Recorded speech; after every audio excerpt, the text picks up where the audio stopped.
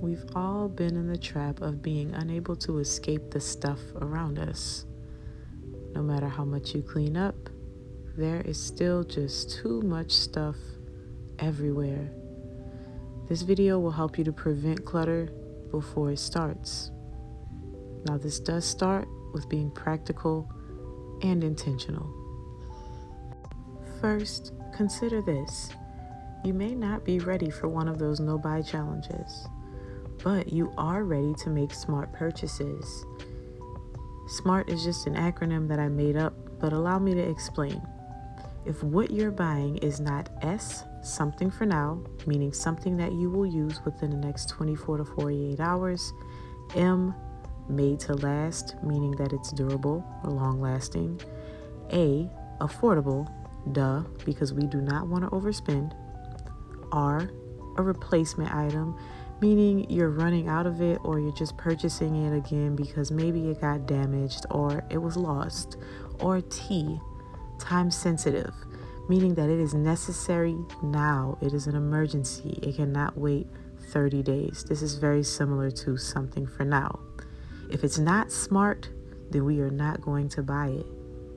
In short, it is very unlikely that anything in these categories will turn into clutter because they pass the usefulness test. Focusing on what you need right now, what is useful right now, what is meaningful to your life right now, will help you to avoid purchasing things or bringing things home that will later turn into clutter. If there is no use for it in your life immediately, chances are you will not use it, and it will become a part of a pile somewhere in your home or a part of some type of clutter that you will just end up getting rid of later. So save your money, save your energy, save the space in your home, and avoid anything that is not a smart purchase. The second thing that we want to consider is if it does not have a place, don't bring it home. Books go on shelves, towels go in linen closets, food goes in refrigerators.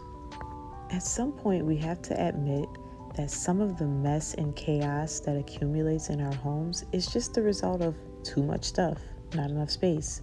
That random chair in the living room with unassorted miscellaneous items, the drawer in the kitchen full of random things that you refuse to discard, your coat closet in the front of your home that stores more random stuff than it does coats. Yes, these are all classic examples of everything needs a space. And it needs to be appropriate. Having a junk drawer makes it okay to keep buying junk. You need to start carefully categorizing items and put things where they belong, even if that place where it belongs is in the trash. If there's not a home for that item within your home, meaning a place where it can regularly reside, don't buy it. Third, now this one is short and sweet. The second you doubt the usefulness is the second you need to get rid of an item. Do I really use this that often? Honestly, the answer is no. Immediately no. Because if you leave room to answer that question, all that will follow is justifications. You might find yourself justifying why you need to hold on to that item. Now, I'm not saying that using something annually or not frequently is a valid reason to get rid of it, but you wouldn't ask yourself if it were appropriate to keep your winter jacket in the middle of summer. You know you need your winter jacket. It's just summertime and you're not using it right now. So those are the things that will be exempt. We're referring to items that just linger around your home that you know you're not using. So when you know that you're not using these items, why not get rid of them right away instead of giving yourself the chance to revive them or make purpose for them in your life? Chances are you will not use it and you'll just circle back to it over and over again, and it's going to remain in your home, creating more clutter. So do yourself a favor and get rid of it. Fourth, clean up daily. This allows you to constantly assess inventory. If you suddenly find it harder to clean up or you have items out of place on a regular basis, It may just be time to evaluate whether or not you actually need those items. Cleaning up every day will show you in a short period of time what you do not need and what is constantly out of place.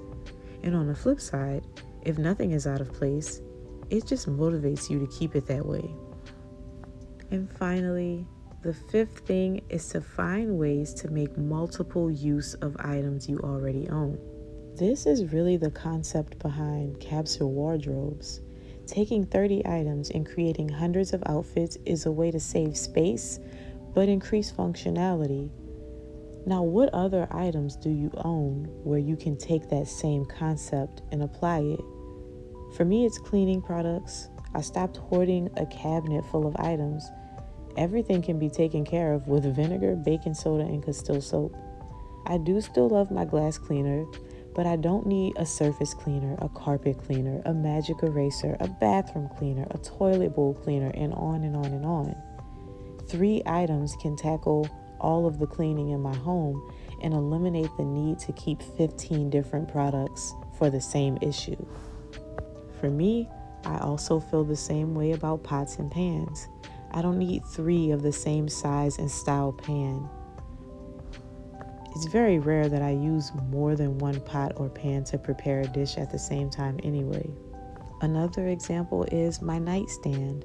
While yes, it does help me to keep track of my bedside necessities, it is also very useful in storing things on the bottom shelf like my journal, my Bible, my knitting tools, my current read. It eliminates the need to have a nightstand and something else to house all of those items. That one nightstand does the trick for everything. It's multi-purposeful.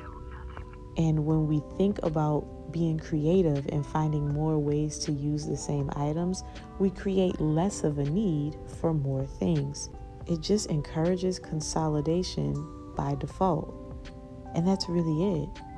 Now, these are all practical. They're all requiring very little energy, time, and most of all, they don't require any extra money or for you to go out and purchase anything. So really, there's no excuses. Happy decluttering, and see you next time.